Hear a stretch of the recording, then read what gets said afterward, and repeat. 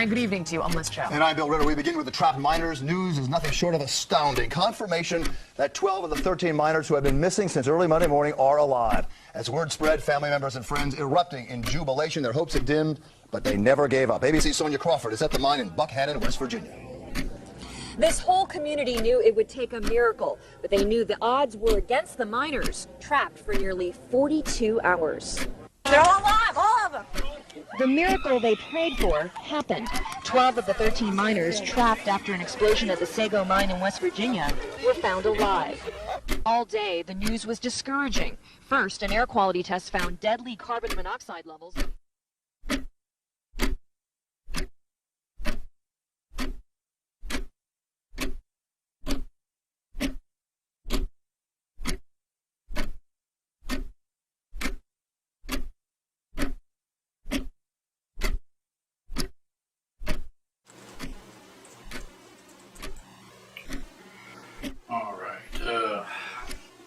January 3rd, 2006, 11:01 p.m. We found the first miner over 6 hours ago, a guy named Joseph Sullivan, Joey.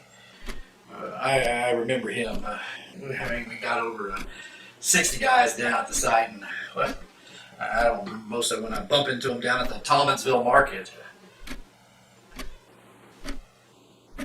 I'm sorry, that's not true. I don't go to that market. I live an hour outside of town. My housekeeper does the shopping. I don't know why I said that. But I do remember it.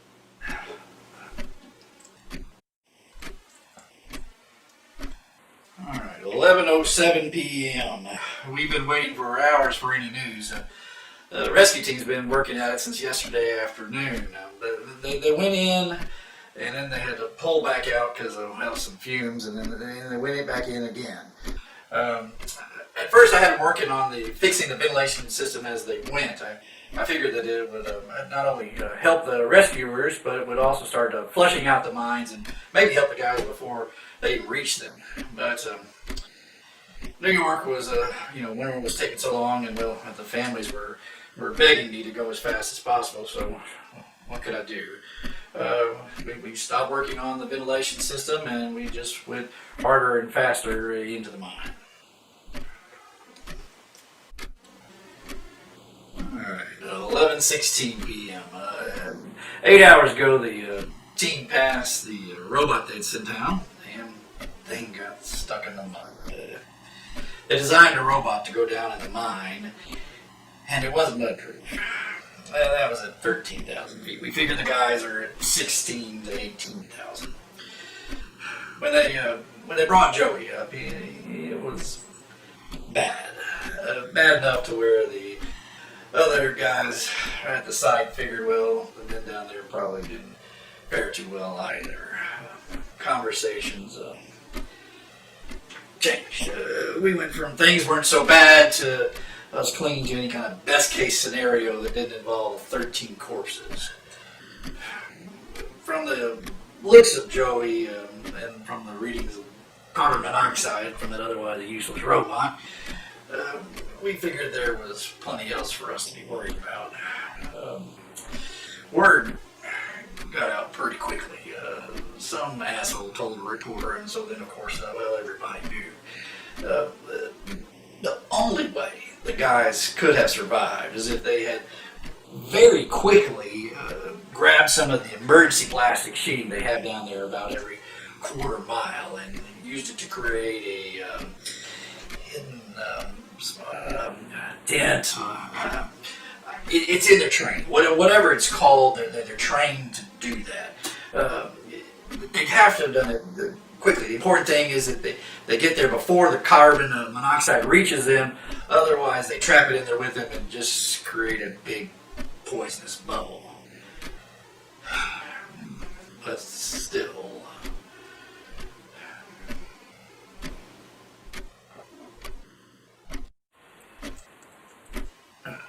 $11:24 p.m. Families have been holding vigils since the beginning. It's over 24 hours now. But it changed when word got around about Joey.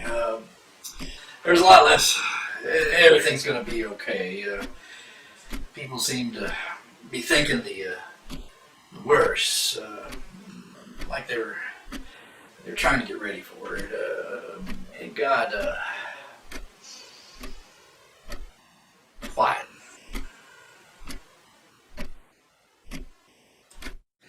11:31 p.m. And all of a sudden, the radio's coming to life. I mean, all kinds of squawked out info is coming up. There's so much going on. At first, it was hard to figure anything out. A lot of people still don't understand what happened, how there could be all this confusion. So, let me explain this right now. Let's be perfectly clear. We're sending a rescue team of 8 guys, 16,000 feet under the ground, maybe more. First of all, not only do they have to do with the explosion, but then there's all the charged metal, let alone, well, how thick the damn air is down there. And then there's the fact that they are 16,000 feet under the ground. Not only that, you gotta understand them. They're communicating with these masks on that have all these tubes and oxygen tanks and God knows what else. But on a normal day, it would have been extremely difficult to get a signal up to the surface. But with all this going on, it's impossible. So we put a communications hub in at 10,000 feet, and then we set a guy there to relay information back and forth. So the team would find something, they'd send it to him, and then he'd relay it to us. It was like a kid's game of telephone. It was simple. All right, 11:36 p.m. The relay guy is coming through a little better now. It's still not great, but clear. And we hear exactly what we want to hear. A lie. I mean, a lie. They're a lie. We don't know how. We don't know what kind of shape they're in, but it doesn't matter. We've all just been spared the worst tragedy that we'd ever seen. I just saw grown men cry. I mean, hugging each other. These are cold country guys, and they're down there cheering, tears running down their face. Woo! Oh man! I mean, in the middle of all this cheering, I hear the bells start to ring. They're in the church where the families are all gathered, and I couldn't figure out at the time, how did they find out, but well, I guess I believed that after God saved the miners, after He had made this miracle happen, that He went down there and He told them Himself.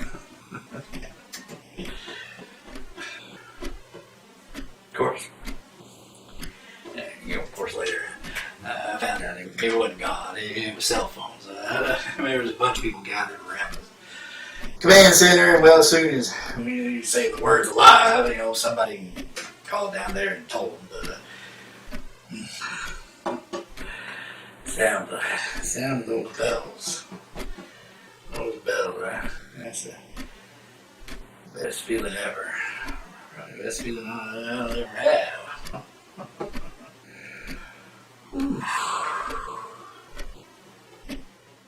Dang, the sound of those bells.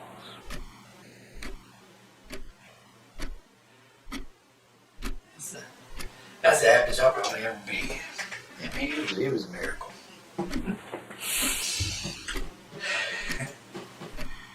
Miracle. Alright. right, 11:48 p.m. We figured the worst is over. The rescue team will make the slow climb up to the surface with the men. We got ambulances ready. We'll take care of them. They have been found and they are safe. The worst is over. Most of the other guys have gone down to the church with their families to celebrate, and all the reporters headed down that way too. I called New York. I was a little surprised to hear that the chief had already gone home for the evening, but I guess I forgot how late it is. And I was reconnected, and he thanked me and congratulated me for handling things. And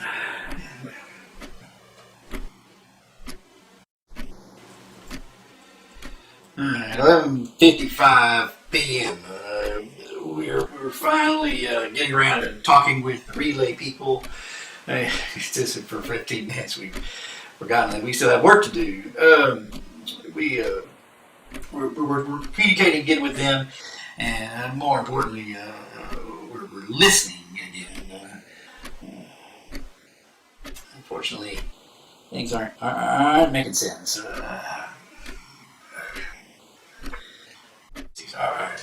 No one at the site has a clue what's going on. We're getting passive bits of information. The relay team is having a hard time understanding the rescue guys, and we're not having such a great time understanding him. All we can make out is that maybe not everyone is okay. We're hearing that at least one of the guys, maybe more, might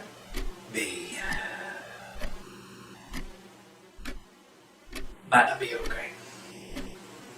Just like that. I mean, it's the greatest day of your life, and then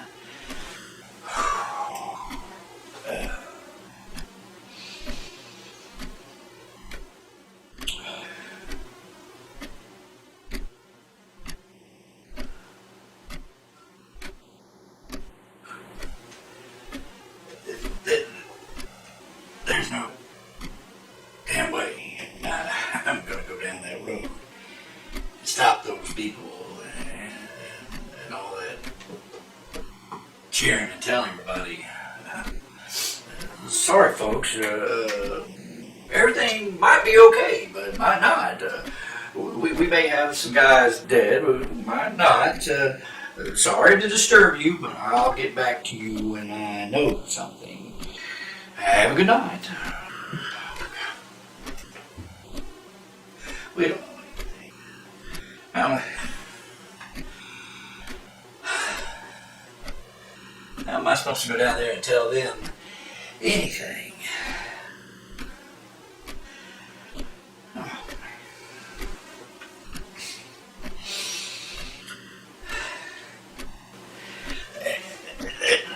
There's no goddamn way I'm going to go down that road. Not yet. Alright. 12:07 a.m. There are confirmed casualties. We don't know how many, we don't know who, we don't know anything.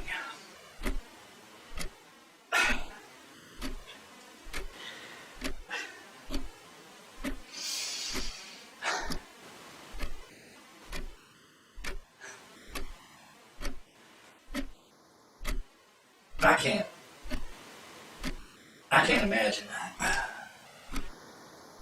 being one of those families, being in that church, and me coming in there and announcing some family has just lost their husband and father. We don't know which one. We'll get back to you soon.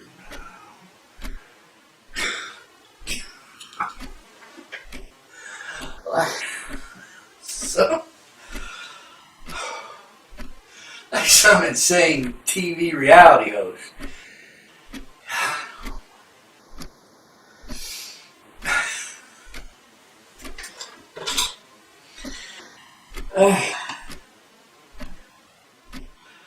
Oh man. You think about that before you come asking me why I didn't go down there any sooner. Oh.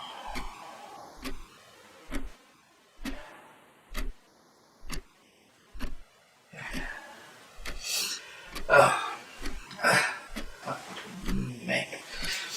I'm going to call New York. 12:28 a.m. It feels like forever since we've heard anything new. Not everything is okay. We know that. That's all we really know. But we do know that.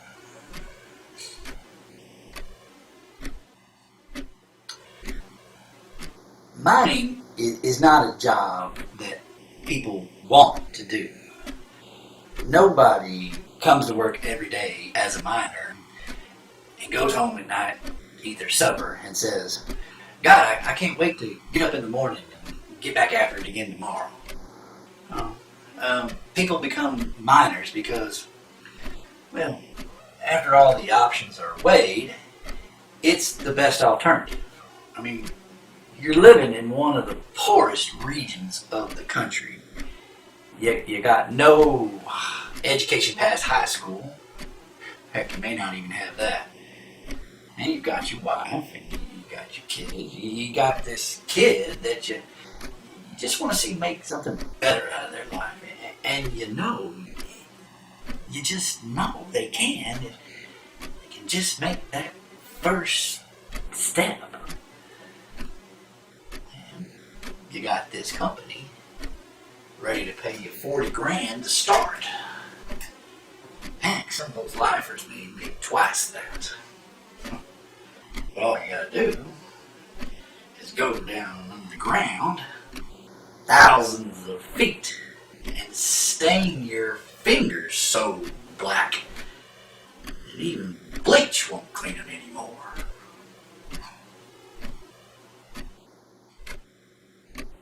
No. Not everybody gets to like their job. Lots of people get stained. But you gotta pay for life. You gotta pay for that wine. You gotta pay for that kid. So, you don't ask questions. You don't complain. You just show up every day. You go down in that hole.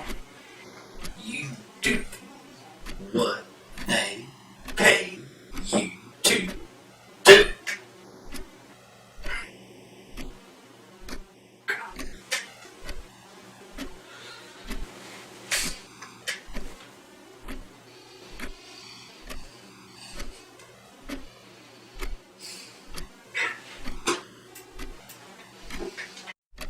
Well,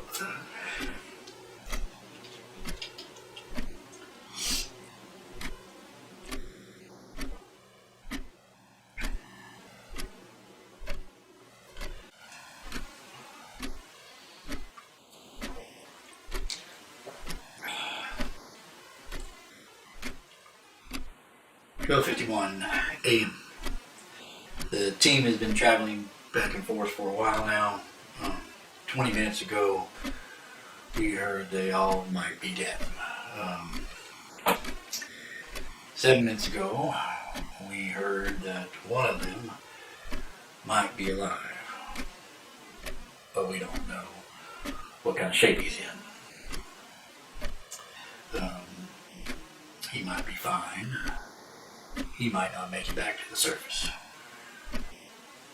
2 minutes ago, I called New York again. The last time I called him, it didn't go so well. This time didn't go so well either.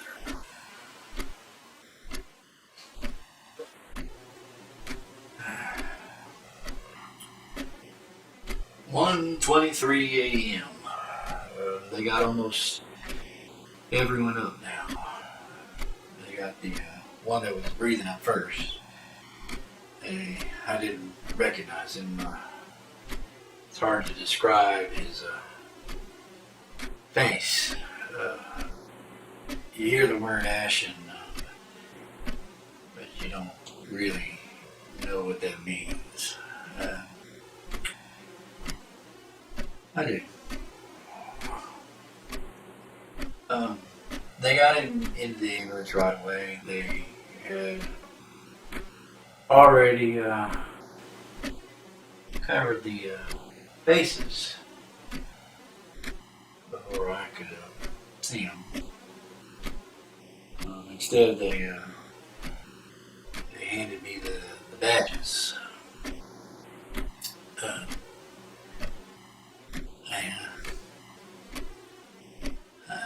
I do about half those guys.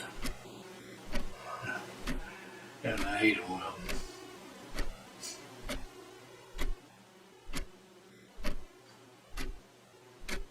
Most of them just passing acquaintances. There was this one guy. He's a funny guy. And not one of those class clowns. I don't like those guys. But this guy, he had his time, I guess. Around a place like that, things can get pretty tense from time to time, and you can just light the mood up like a game show or a talk show or something like that.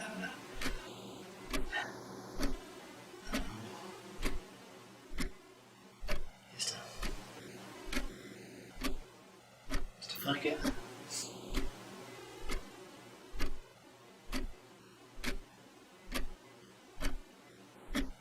Man, I already knew who was down there. I had all their names since the moment I got on the side. I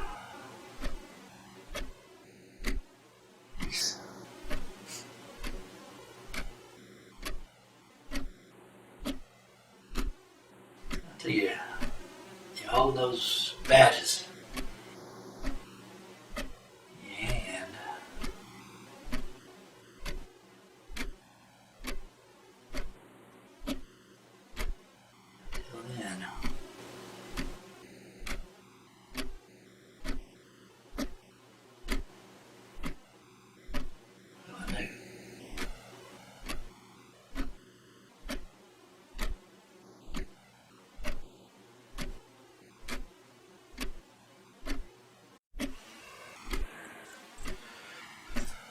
Well, 1:47 a.m. I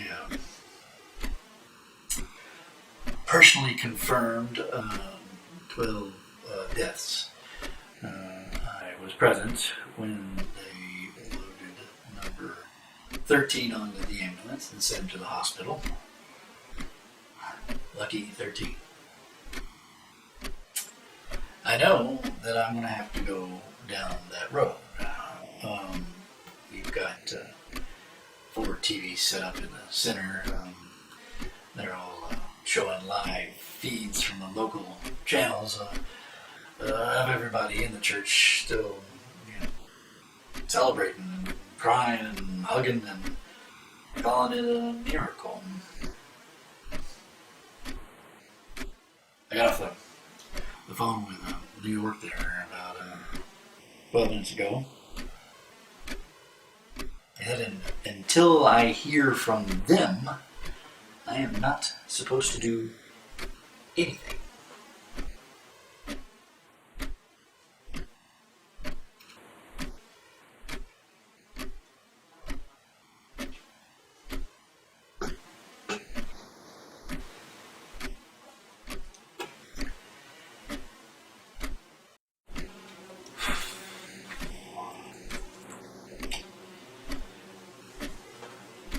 "2:13 a.m.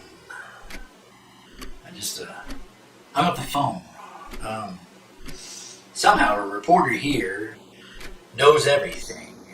I don't know if it's because they were snooping around or if one of my people told them. I don't know and I don't care. New York got a warning from the station that the story was going to broadcast. I guess it pays to be connected. The station claims that they can't hold the story any longer. So I'm supposed to go down that road and be seen on behalf of the company to be breaking the news as opposed to the reporter breaking us.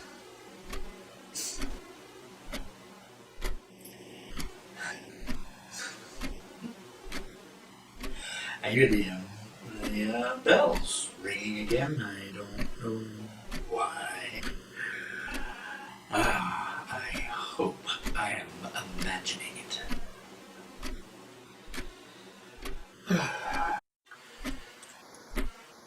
2:25 a.m. It's been 3 hours since the first radio message. I'm going to be walking down to the church. I've sent some people ahead to alert the families that we're going to make an announcement. There won't be any reporters or cameras inside the church. So when I get there, I'm sure the press will be all outside, confused, and asking questions and looking for answers. That is going to be a pain in the ass to go through that crowd. I have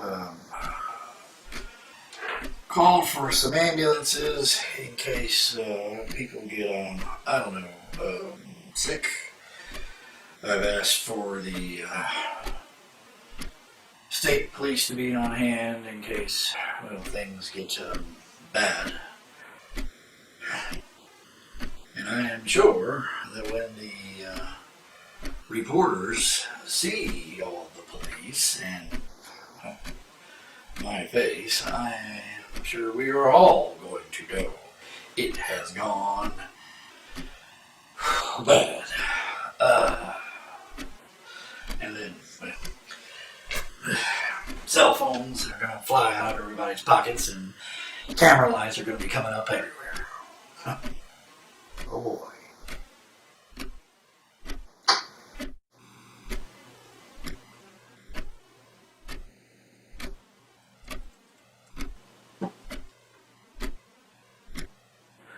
I guess it was about 2:28 a.m., 2:30. By the time I walked down to the Sago Baptist Church, one of my men met me out front and got me through the reporters.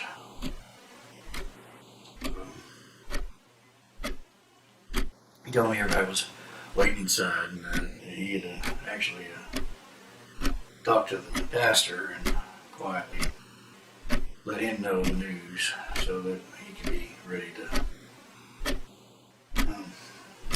comfort and keep things calm. I hadn't thought of that.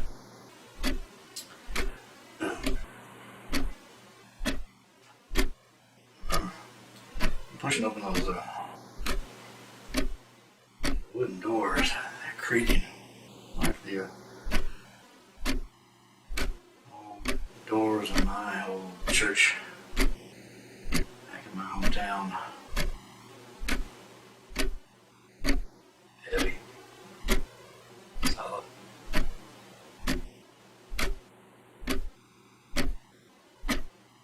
Thinking, you gotta do go down in that hole, stain yourself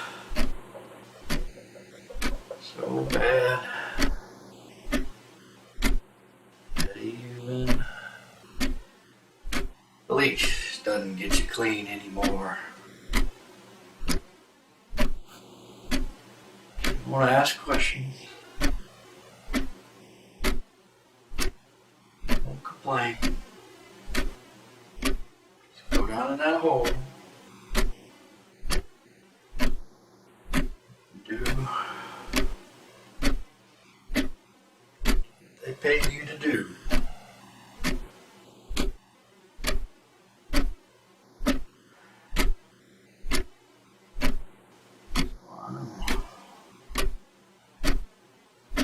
Get onto that stage. See, everybody's looking at me. And I see all their faces. A lot of them.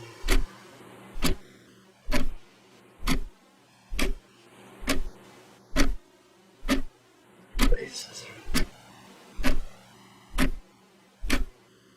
staring back at me. Oh. Full of a mix of fear and hope.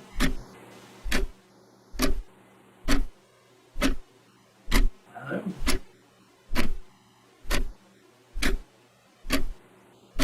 I do what I have to tell them.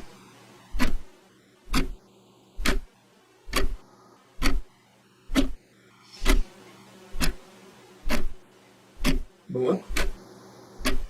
What's it gonna say?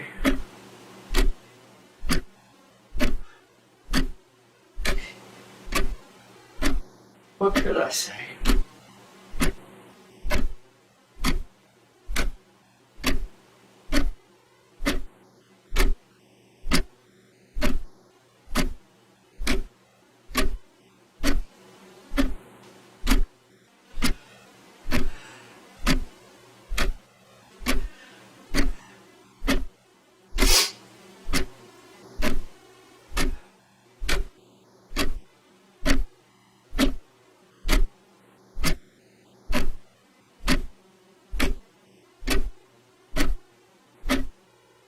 Ladies and gentlemen, if I could have your attention, please.